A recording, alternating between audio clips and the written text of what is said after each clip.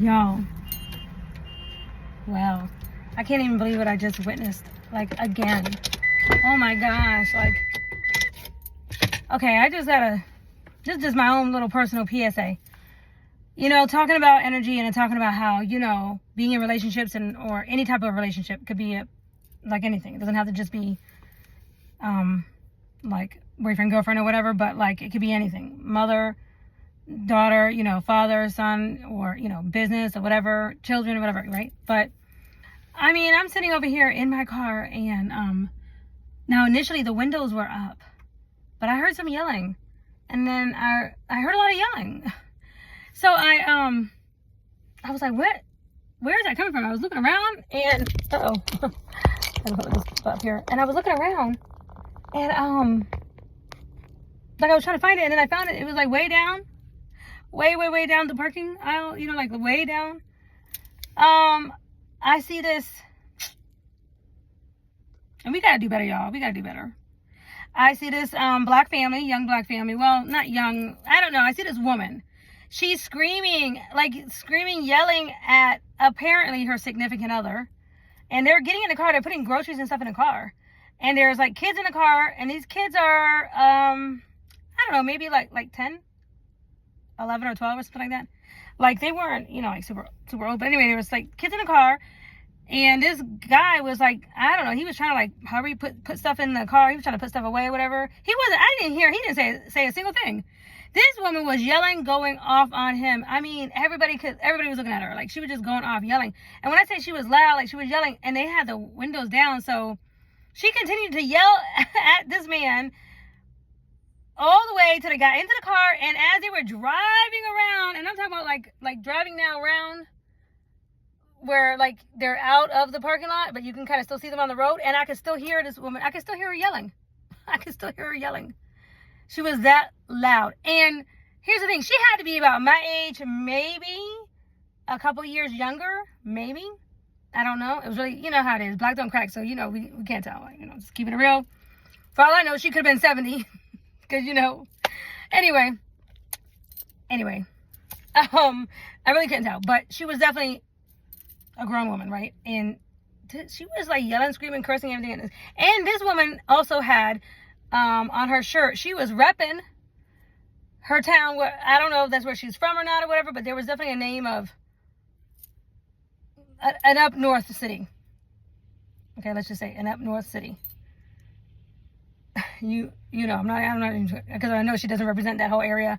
I'm not even gonna go there, but like, I don't really know, but you know, based on the look of it and everything, like, yeah, she probably was from there or something. But it's just like, to me, like, oh man, y'all, we gotta do better, because this is what gives black women that stereotype of the angry black woman, right? Is this right here? It's public humiliation of your man. Like, that's just not okay. Like, you shouldn't, you know, be doing that. Like, you know what I'm saying? Like, this is not right. I mean, it's just not right. Like, I mean, if you know someone who does that kind of thing, I gotta roll these windows down, let this fly out.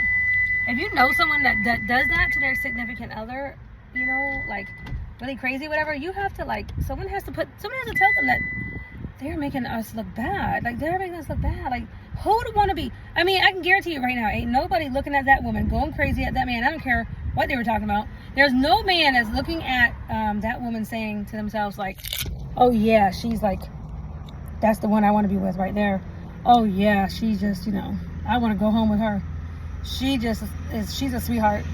Like, nobody, like, when you act like that in public and everything, all you're doing is, you know, you might think you're embarrassing that person, or maybe you think that you have the right to go off and go crazy like that. I mean, it's one thing if you're getting kidnapped.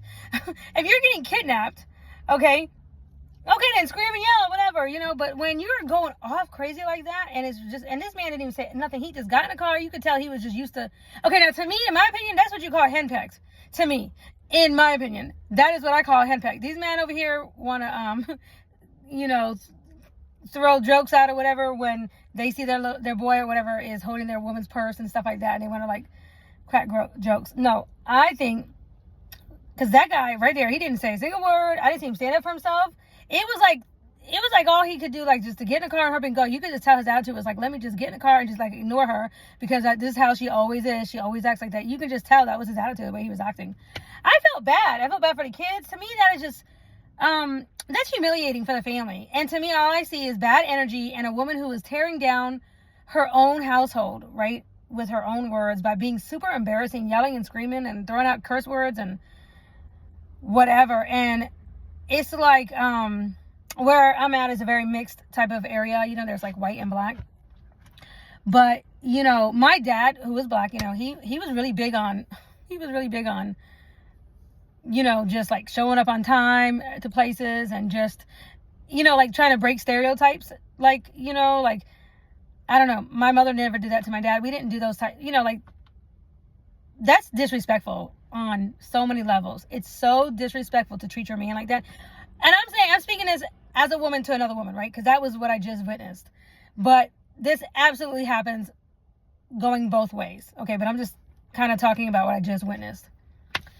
And I just, you know, I didn't want to take video of it because, you know, this ain't the shade room. I'm not in the shade room, so I'm not going to do that.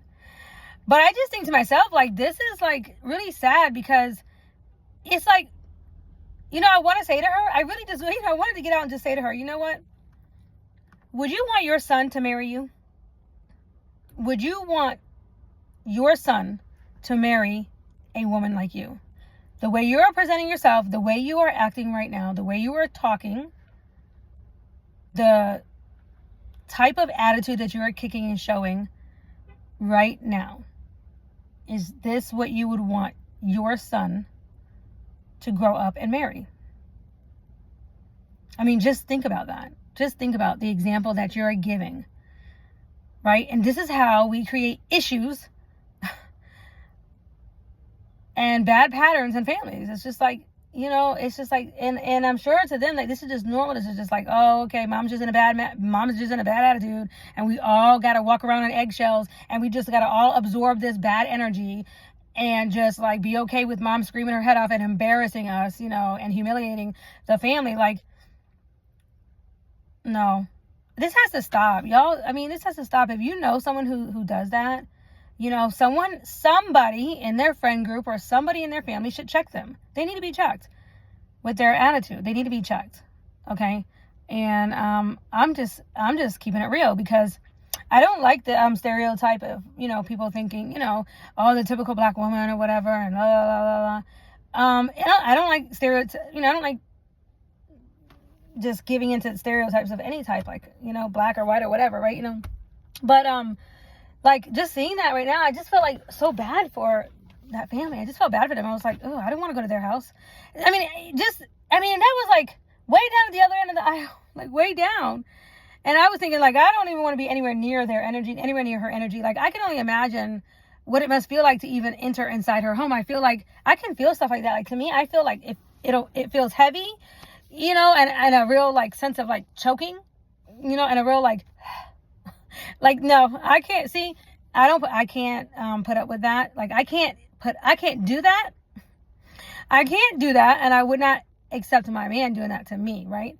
But I think a lot of it is because I didn't grow up that way. So I just think it's just like, I guess that's just normal to me. But, you know, and this is what I feel bad, because there are so many people in situations like that where, to me, I'm not going to ever condone anybody to cheat on anybody, right? Never. I'm never going to ever condone, because it's just not right. You should always be honest with your partner, whatever that is. Like, I don't like when you do X, Y, Z, and you give them however many times that you feel you need to give them, and then it's like, you know, 3, whatever strikes, you're out. Like, you're out. That means you're out, and I'm out looking for somebody else, right? But you should have enough strength about yourself to be honest, man or woman, like whatever it is. Like, I don't like this, and this, and this. I'm not happy with you, or whatever, right?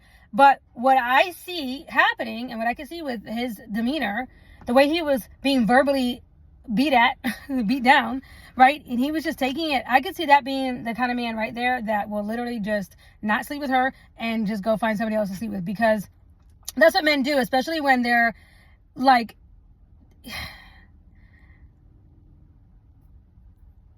I guess when they feel trapped and they don't want to pay child support, stuff like that, or maybe they just feel like, you know, they're already been down, you know, whatever. I don't know what keeps a man in a state like that, but like he's not really kept, right? Especially if he is out cheating or whatever, or getting or doing whatever, you're not really keeping nobody. You're keeping a lie. What you're doing is just keeping up a facade, right? It's not even real. It's like a lie, you know, because nobody's happy in the family and stuff like that. But you might, if you want to call keeping him like where he comes home, you know, and checks in and eats your food or whatever, you know, comes in the house and everything. If you want to call that keeping a man, but there's no relationship there, right? Like, so something like that to me, like to me, you're just creating an environment of unlove. It's not loving. It's not loving. It's not kind. It's not respectful. It's not of God. You can't tell me that you feel like that type of behavior is godly, you know. And I just don't understand. I just feel like, I mean, even if you, I don't know, I just to me it's embarrassing even to the person in public to even have everybody looking and just, you know, at them yelling and screaming like that. Like, to me, that's just embarrassing to do, much less wrong and disrespectful to do to your husband. I don't know. Anyway, I'm just putting it out there because, you know, hey, it's my channel. I could talk about whatever I want to talk about. And when I see things that are crazy or whatever, you know what? I'm just going to, like, maybe people just need to be checked a little bit more. I don't know. I really don't know what to say, but I felt bad. I felt bad for the whole entire family. I just felt so bad. Like, it's just such bad energy. It's such bad energy, you know. But anyway, God bless.